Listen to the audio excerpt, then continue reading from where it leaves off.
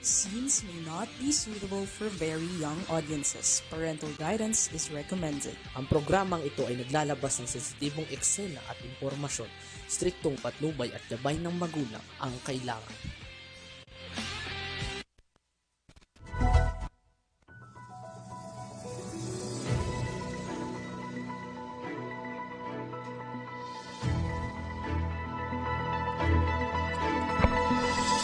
Okay, isang magandang tanghali po sa ating lahat.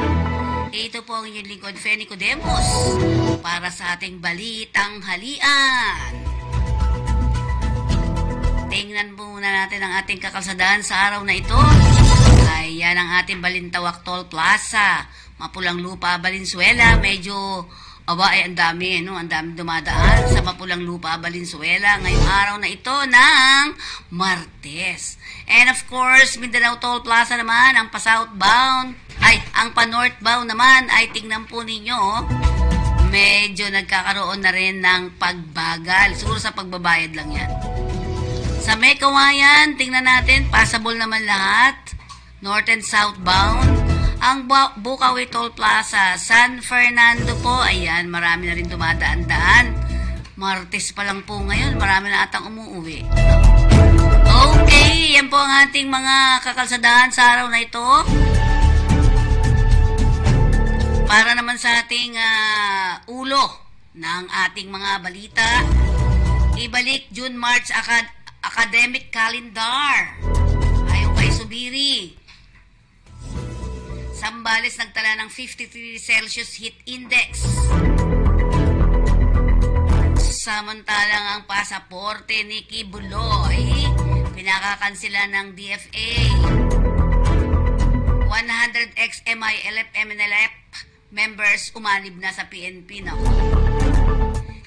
Dalawang senior citizen tepok sa heat stroke.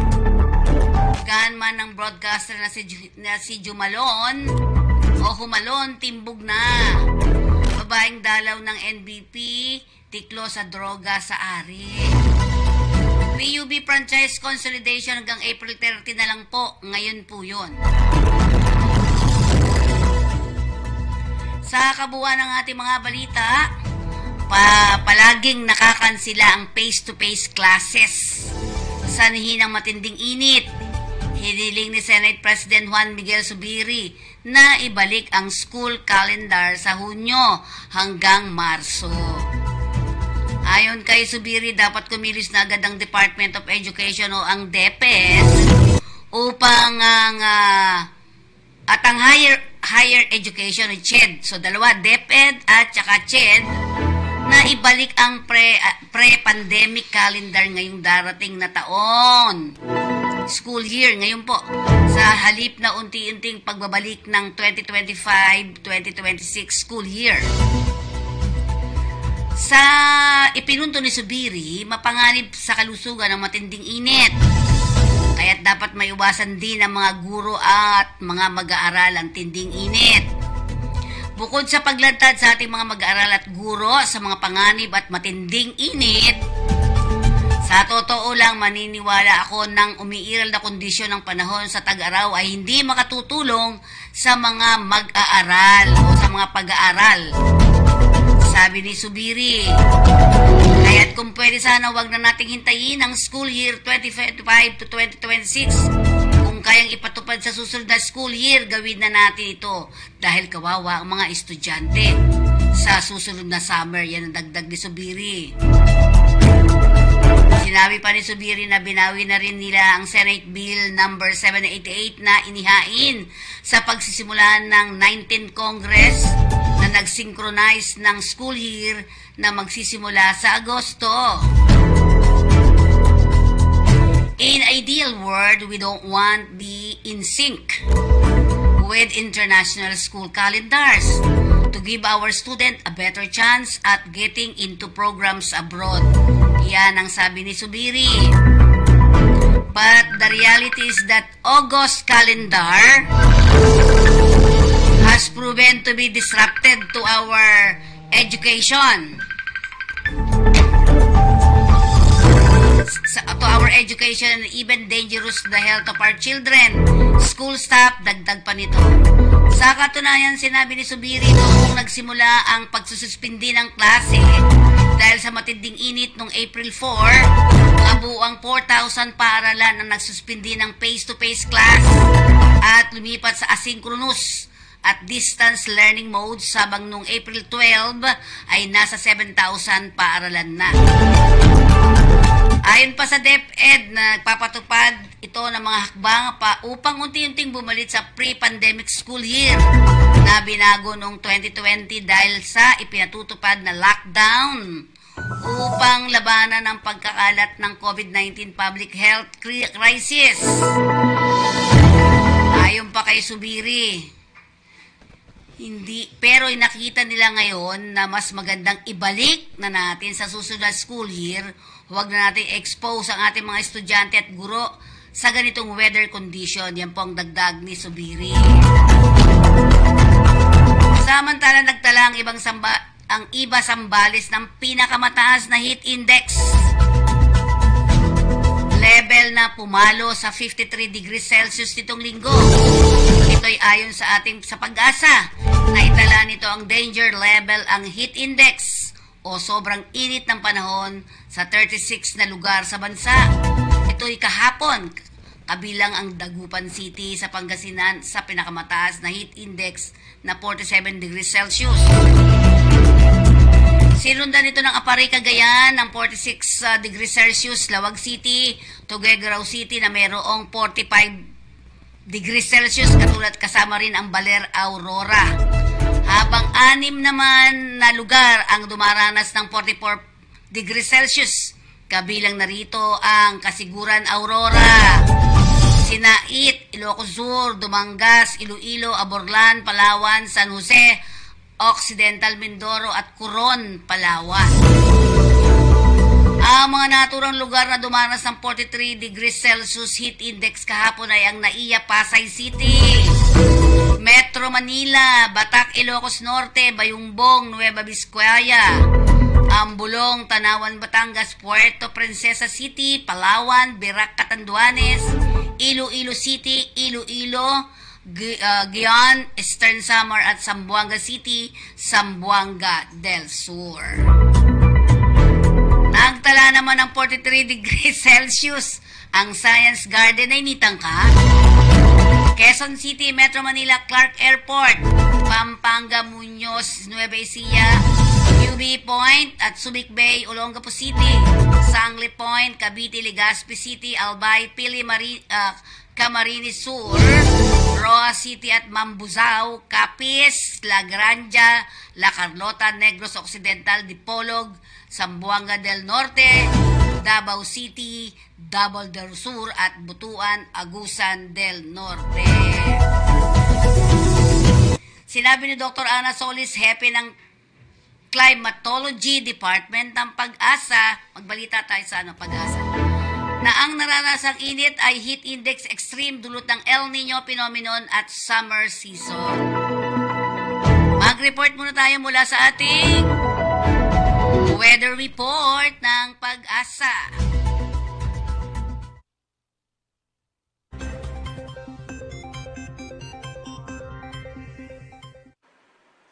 Isang magandang umaga po sa ating lahat. Weather update po tayo ngayong araw ng Tuesday, April 30, 2024. Based po sa ating latest na satellite image, meron po tayong namamataan ng mga kaulapan more on dito sa may southern portion ng ating bansa. And kung makikita po natin, ilang bahagi po ng Mindanao ay naapektuhan. Ito po yung Intertropical Convergence Zone or ITCZ. Kaya asahan po natin dito sa may katimugang bahagi ng Mindanao, makakaranas po tayo ng mga kalat-kalat mga pagulan. Samantalang sa nalalabing bahagi po ng ating bansa ay patuloy pa rin wala po tayong masyado nakikita na mga kaulapan na posibleng magdulot ng maghapon ng mga pag-ulan. Ngunit patuloy pa rin po yung pag-iral ng easterlies or yung init na hangin na gagaling sa dagat Pasipiko. Kaya asahan pa rin po natin ngayong araw ay magpapatuloy pa rin yung mainit na panahon sa malaking bahagi ng ating bansa. Liban na lamang yung mga tsansa ng mga pulo-pulong mga pag-ulan. Dapat po tayo sa magiging lagay ng panahon ngayong araw dito sa ating bansa. For Luzon area, gaya po ng nakita natin sa satellite image, wala po tayong inaasahan na mga kapal na kaulapan na posibleng magdulot ng maghapon ng mga pag-ulan sa anong bahagi ng Luzon. Kaya asahan po natin yung mainit na panahon ngayong araw, liban na lamang yung mga tsansa ng mga panandali ang buhos ng ulan. At asahan din po natin yung matataas na mga maximum temperatures, lalong-lalo na dito sa Tugigaraw, na posibleng umabot ng 39 degrees Celsius at 37 degrees Celsius maximum temperatures naman inaasahan natin ngayong araw dito sa Metro Manila. Sa agwat ng temperatura sa lawag, maglalaro mula 27 to 34 degrees Celsius, 18 to 27 para sa Baguio City, and maximum temperatures naman para sa Tagaytay at Legazpi aabot ng 33 degrees Celsius. Sa nalalawing bahagi naman po ng ating bansa, gaya po ng nakita natin sa satellite image kanina, more on the southern portions or sa katimugang bahagi ng Mindanao ay makakaranas po ng mga pag-ulan. Kaya asahan po natin dito sa may Basilan, Sulu at Tawi-Tawi, ilang bahagi ng Zamboanga Peninsula, Soc-Sargen at Davao Region, makakaranas ng mga kalat-kalat mga pag-ulan. Samantalang sa nalalawing bahagi po ng ating bansa ay magpapatuloy pa rin yung mainit at malinsamang panahon, liban na lamang yung mga tsansa ng mga localized thunderstorms. Kadalasan po yan sa hapon o sa gabi.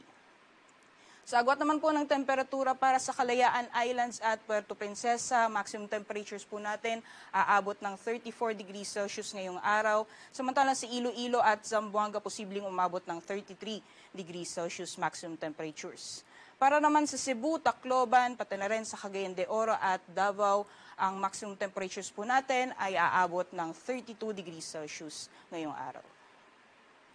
Sa kalagayan po ng ating karagatan, wala po tayong gale warning sa ngayon. Banayad hanggang sa katamtaman pa rin ang mga pag-alon na mararanasan. Kaya malaya pa rin po mga kapalaot yung ating mga kababayan na may mga maliit na sakyang pandagat. At hanggang sa mga susunod na araw, particularly hanggang sa darating na Biyernes, dahil wala po tayong binabantayan na low pressure area o bagyo sa loob at labas ng ating Philippine Area of Responsibility na posibleng pong makaapekto sa anong bahagi ng ating bansa hanggang sa mga susunod na araw, ay patuloy pa rin mararanasan yung mainit at malinsamang panahon sa malaking bahagi ng ating bansa. Para sa mga piling syudad dito sa Luzon, for Metro Manila, asahan pa rin po natin yung matataas mga maximum temperatures. Maglalaro mula 26 to 37 degrees Celsius yung temperatura hanggang sa darating na Biyernes. Temperatura para sa Baguio City nasa 17 to 27 at yung maximum temperatures naman para sa Legazpi ay posibleng umabot ng 34 degrees Celsius. Gayon din sa magiging lagay ng panahon sa Visayas, may mga chance lamang po ng mga isolated mga pagulan at matataas ng mga maximum temperatures din yung mararanasan. Yung agwat po ng temperatura sa Metro Cebu, maglalaro mula 27 to 33 degrees Celsius, 27 to 34 naman para sa Iloilo at 26 to 33 degrees Celsius naman para sa Tacloban. Samantalang sa magiging lagay ng panahon sa mga piling syudad dito sa Mindanao, hanggang bukas po patuloy pa rin yung epekto ng Intertropical Convergence Zone sa may southern portions ng Mindanao. Kaya para sa Metro Davao at Zamboanga hanggang sa darating na Wednesday, makakaranas pa rin po tayo ng mga pag-ulan. Pagdating naman ng Thursday, mararanasan po ulit natin yung mainit na sikat ng araw. Agwat po ng temperatura sa Metro Davao, maglalaro mula 26 to 34 degrees Celsius, samantalang 25 to 33 naman ang mararanasan ang temperatura sa Cagayan de Oro at Zamboanga City hanggang sa darating na Biyernes po yan. Ngayong umaga, si Haring Araw ay sisikat ng 5:34 a.m. at lulubog mamayang 6:13 p.m. Para sa karagdagang impormasyon, bisitahin lamang po ang aming social media accounts at ang aming website, pag-asa.dust.gov.ph. At yan lamang po ang latest mula dito sa Pag-asa Weather Forecasting Center. Ako po si Rhea Torres. Magandang umaga po sa ating lahat.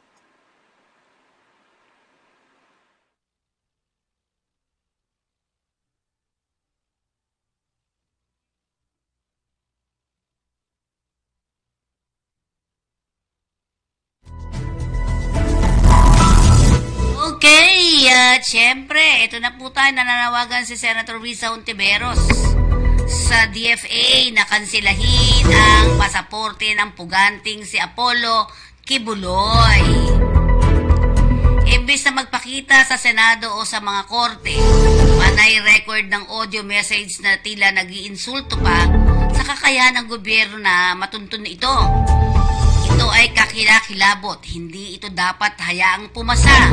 Ngunit hamunin lamang ang gobyerno na ubusin ang lahat ng paraan upang higpitan ang kanyang paggalaw.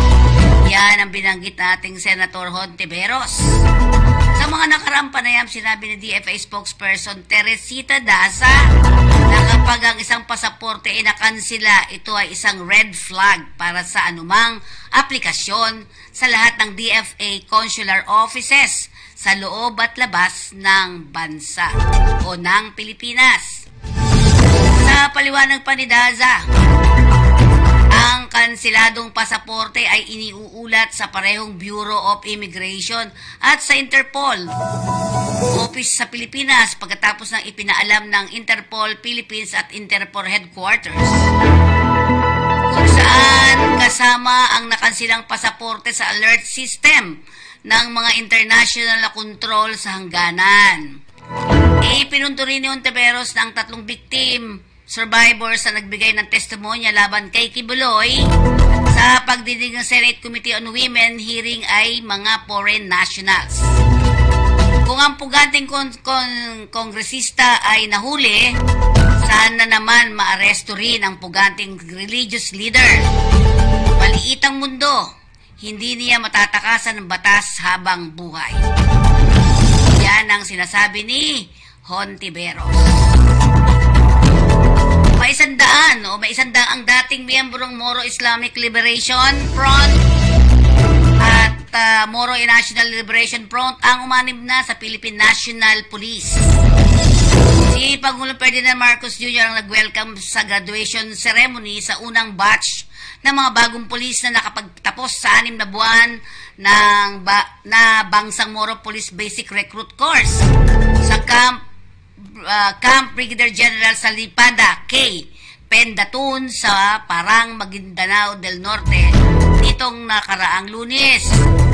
Sa speech ng Pangulo, pinakiusapan niyang bagong pulis na tulungan ang pamahalaan sa pagsusulat sa bagong kabanata ng Bangsang Moro Autonomous Region in Muslim Mindanao o ang BARM.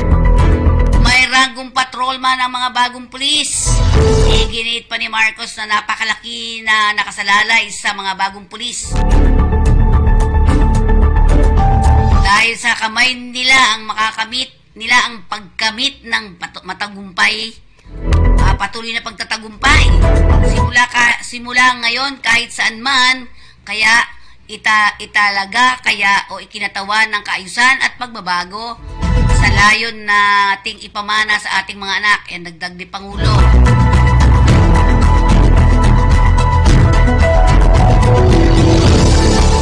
Dalawang senior citizen naman ang pinaniniwalang inatake ng heat stroke ang natagpuang patay sa kanilang bahay sa barangay Cristong Hari, Quezon City kahapon ng umaga. Nakilala ang mga biktima na sina Asuncion Castro Sancho, 82 years old, kasambahay, at ang among si Vivencio Araneta Villamor Jr.,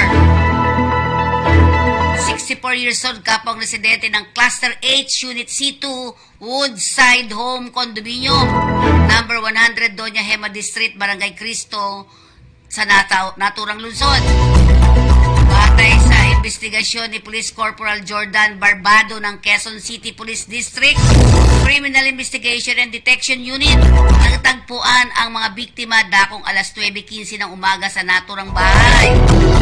Nakatanggap ng tawag ang security guard na sina Rodolfo Superior Engineer Jerwin Camason, pati na mga barangay kagawad na sina Enga Biares at Manny Prado na may patay sa naturang kondo. Agad nilang pinusahan ng naturang unit at doon ay bumungad sa kanilang bangkay ng housemaid na nakahiga sa kama habang nakahandusay naman sa banyo si Villamora. Walang nakitang soko team ng QCPD Forensic Unit na pangunguna ni Police Lieutenant Ray Ebol ng anumang physical injury na isinagawang cursory examination sa mga bangkay. Sa pahayag ng tatlong mga pangkasambahay, matagal ng bedridden ng 82 years old nakasamahan habang wala namang umano silang nalalaman na may sakit ang kanilang amo. Matinding init at heat stroke ang isa sa mga tinitingnang dahilan ng pagkamatay ng mga biktima. Bagamat isa sa ilalim pa rin sa otopsiya ang mga naturang bangkay. Hello, Miss Astra Pimentel Naik. Hello po, good morning.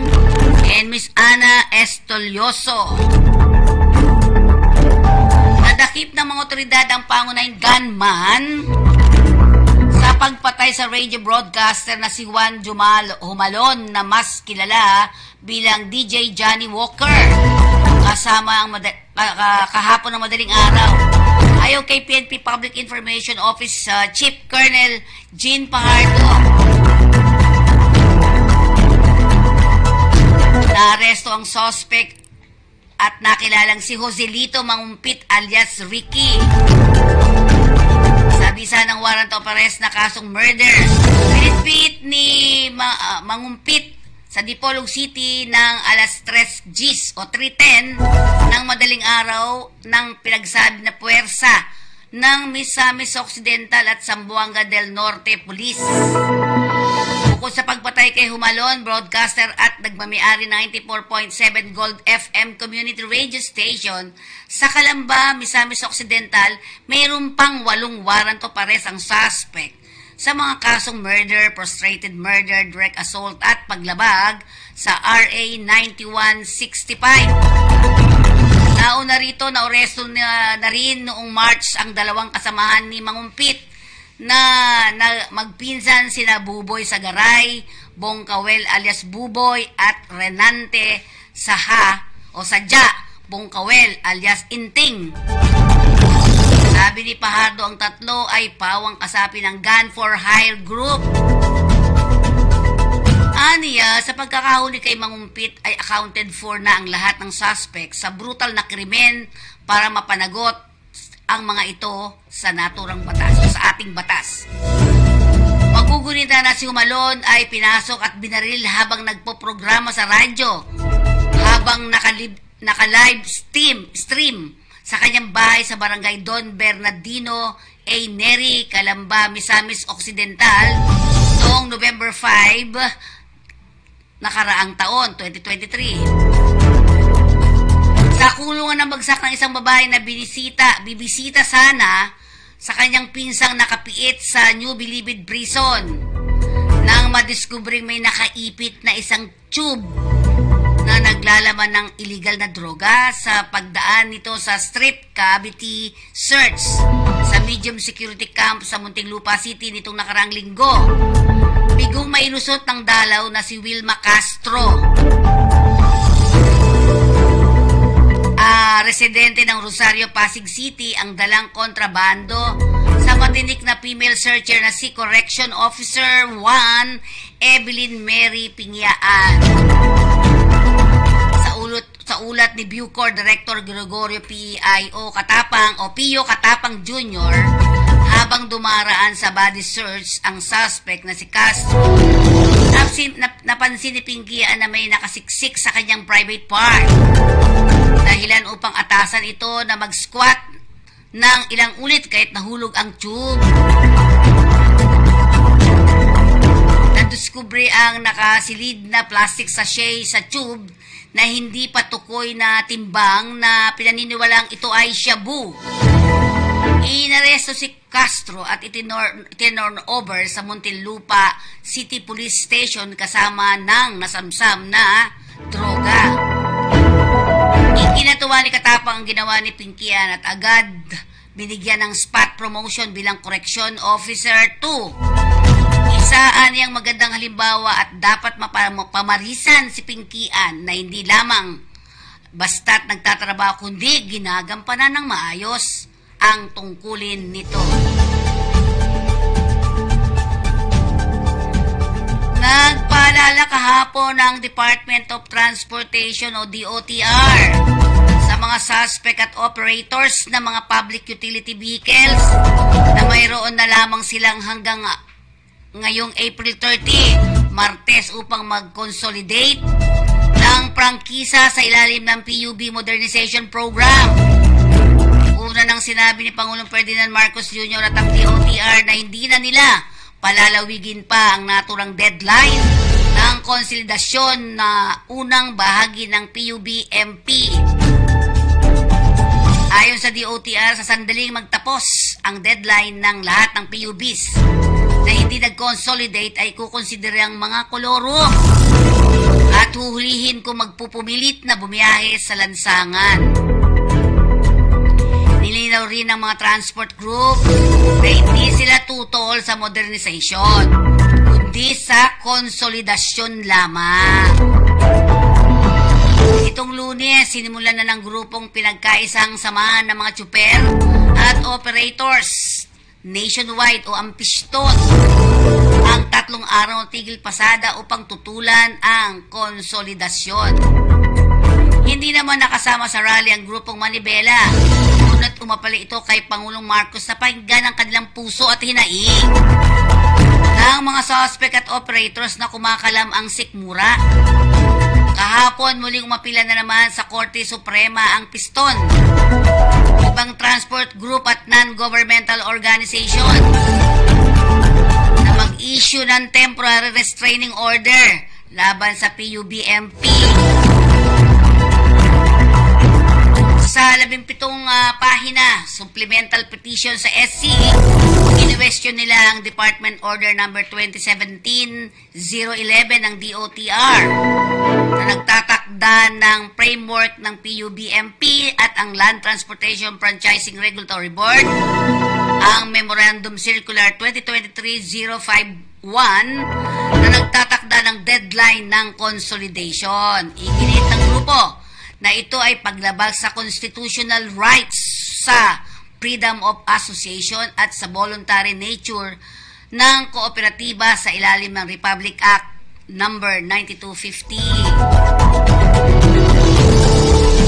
Maging ang Philippine Chamber of Commerce and Industry, Trade Union Congress of the Philippines, Employers Confederation of the Philippines, Federation of Free Workers, Sentro na Nagkakaisa at Progresibong Manggagawa at Philippine Exporters Confederation ay nananawagan na rin sa pamahalaan na busisiin ang PUB Modernization Program. Dahil ito nila ang makakatulong sa kabuhayan ng maliit na drivers at operators na pampasaherong jeep sa bansa. Yan ang kabuuan ng ating mga balita ngayon. Tayo with RTBM.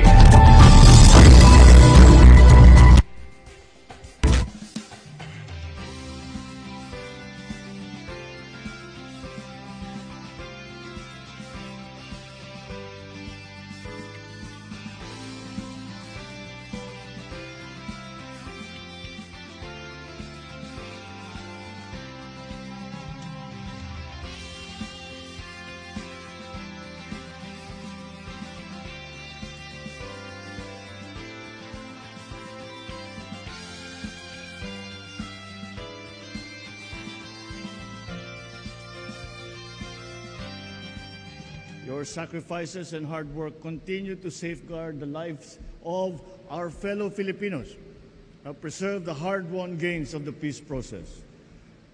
To this day, you continue to show the true essence of service and of selflessness.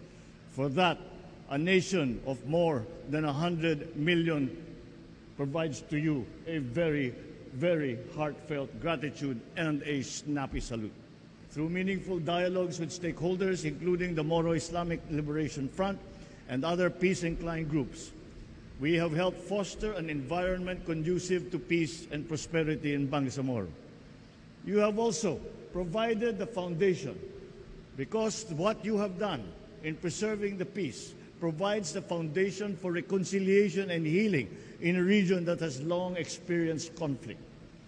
I thus urge you to continue to work hand in hand with the communities, including the MI and the MN affiliated groups, through their leaders and through our local chief executives.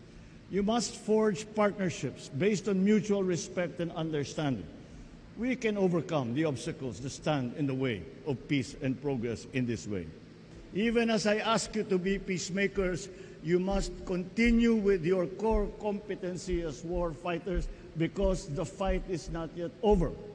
I am happy, though, to say that the enemy is not taking the fight to us anymore. We are taking the fight to them, and that is a sure sign of success.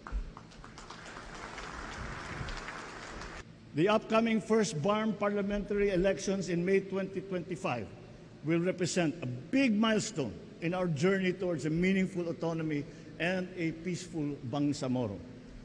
I am sure that you have the ability, I know you have the ability to secure a safe and honest conduct of these elections, as this will lay the groundwork for a bagong Pilipinas.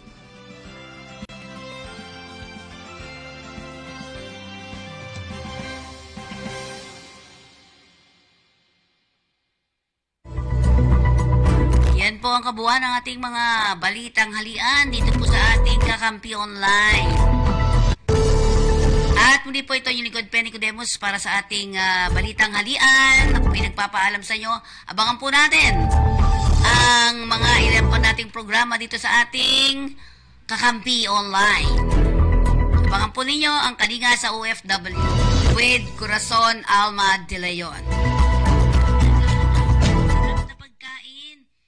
Halika na, tara. Tara na sa Sincerity Restaurant. Ito'y matatagpuan sa 519 Quintin Paredes Street, Binondo, Manila. Meron din sila sa 238 Banawi Center, Banawi Street, Barangay Manresa, Quezon City. At kung kayo magawi sa ground floor ng Lucky Chinatown Mall, Binondo, Manila. Meron din sila sa Unit 2, 285 P. Guevara Street, Corner Hardboard Street, Little Baguio, San Juan. Meron din sila sa Robinson's Magnolia. Para sa maluwag, malaki, punta tayo sa SM Mega Mall. For your catering and deliveries, please call 8241-9990 and 8241-9972. Is it yummy? Yes. Yes, sincerity. Ito.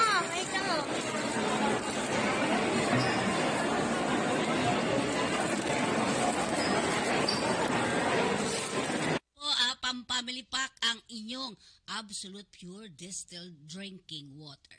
I love this water.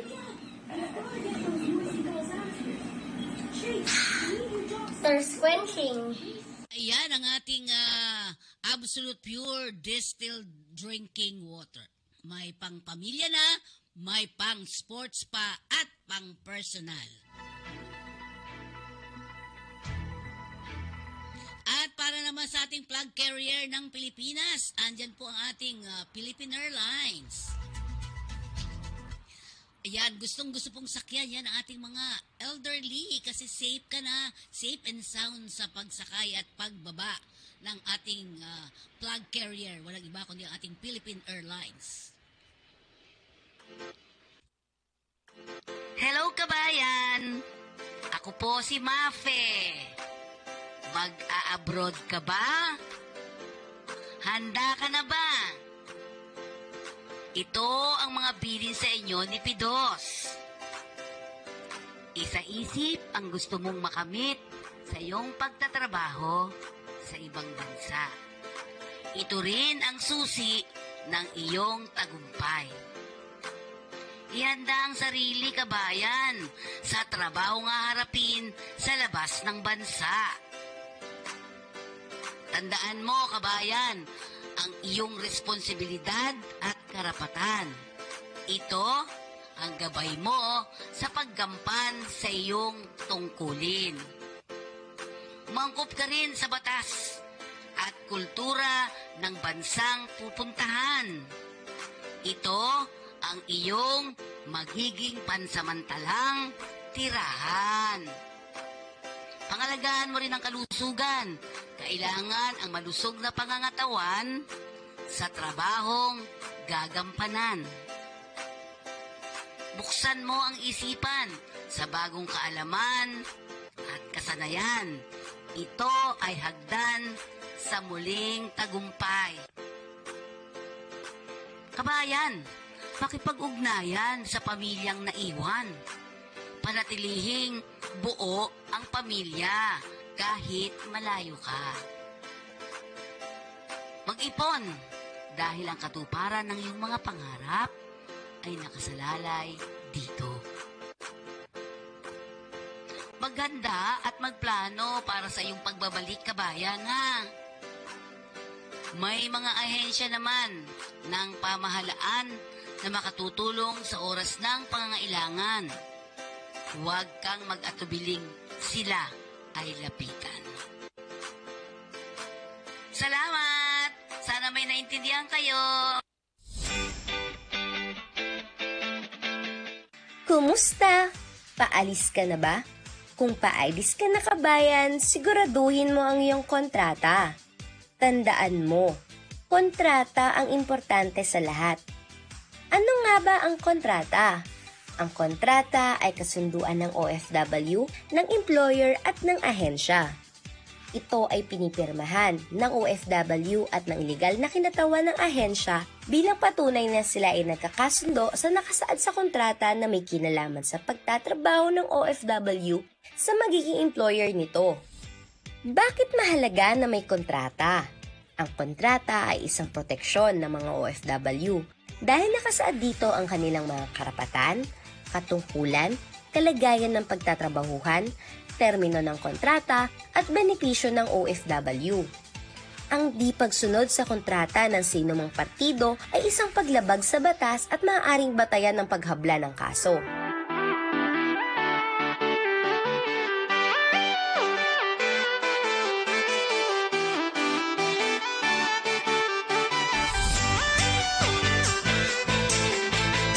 O ano kabayan?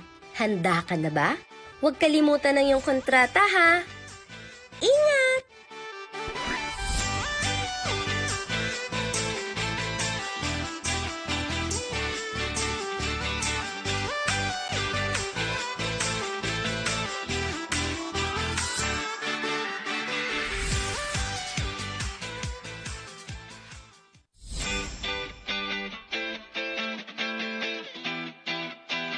Ano nga ba ang RA 10022 o Migrant Workers and Overseas Filipinos Act of 1995? Ito ay batas na nakatuon sa proteksyon at pagsulong ng kapakanan ng ating mga kababayang OFW. Bakit nga ba mahalagang malaman ng bawat manggagawang OFW ang mga ito? Dahil ito ay makakatulong upang malaman ang mga karapatan bilang isang manggagawa tulad na lamang ng mga sumusunod. Pagbabawal sa paniningil sa mga manggagawa ng illegal recruitment fees at iba pang panggastos. Malayang paghahanap ng trabaho at paghahanap ng mapapasukang hanap buhay. Karapatan sa laban panghimasok sa pansariling pananahimik. Karapatan sa pamamahinga at paglilibang. Confidentiality at pangangalaga sa mga personal na datos at impormasyon ng manggagawa. Alamin ang iyong bansang pupuntahan at pagtatrabahuhan. Karapatan sa diskriminasyon, malayang pagpupulong at pagsama-sama. Kaya kung ikaw ay may katanungan at nais na ireklamo tungkol sa iyong karapatan, maaaring dumulob sa tanggapan ng ahensya sa mga sumusunod.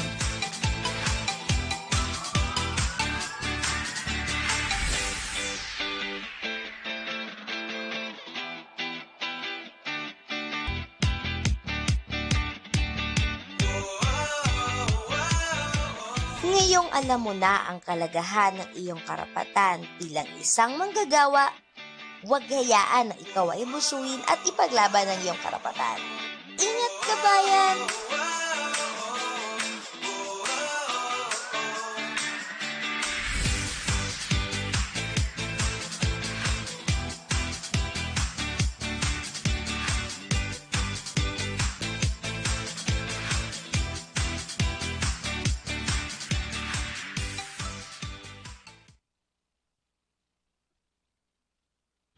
Nagsimula sa isang pangarap.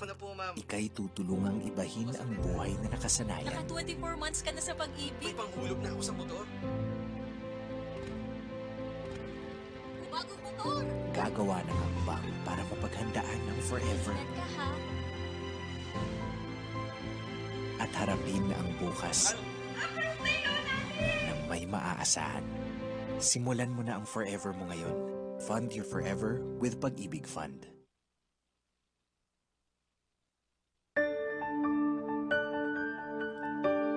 Paano nga ba magmahal?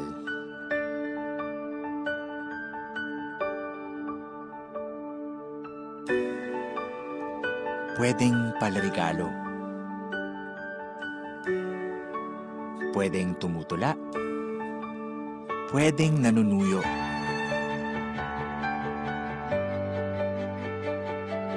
Pero ako, paglilingkuran kita tulad ng pag-ibig. Iba ang lingkod pag-ibig.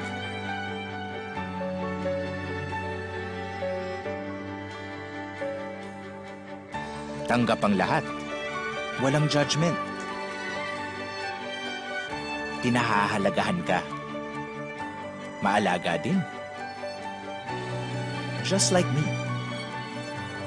Laging handa. Honest. Walang tinatago. At walang kwento o tanong na palalampasin.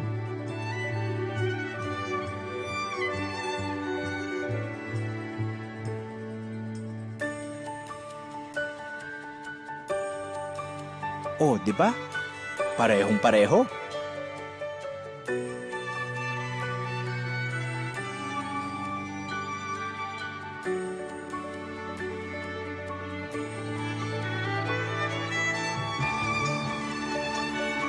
Ganyan ang lingkod pag-ibig.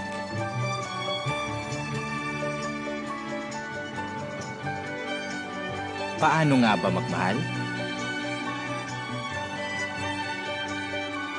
Pag-ibig, naglilingkod ng tapat at totoo.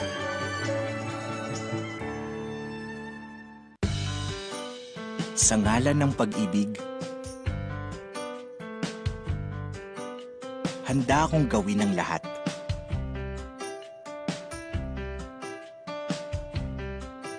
Handa akong ibigay ang lahat. Mapadama lang ang tunay na pag-ibig sa'yo. Kaya sa ngalan ng pag-ibig, tutuparin ko ang ating pangarap.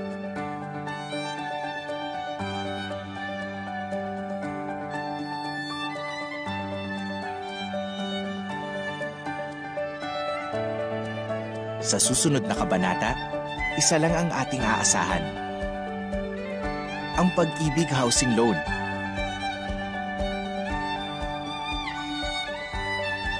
Ano man ang ating pangangailangan,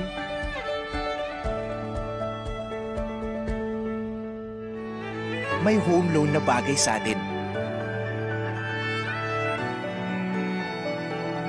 Simple man o grande ang dream home natin, posible dahil sa kanilang lowest rates.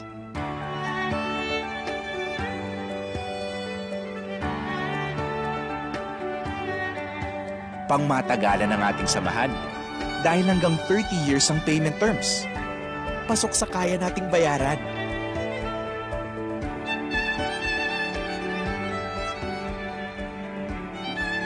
Para sa'yo, para sa akin, para sa pangarap natin. Lahat gagawin, lahat tatahakin.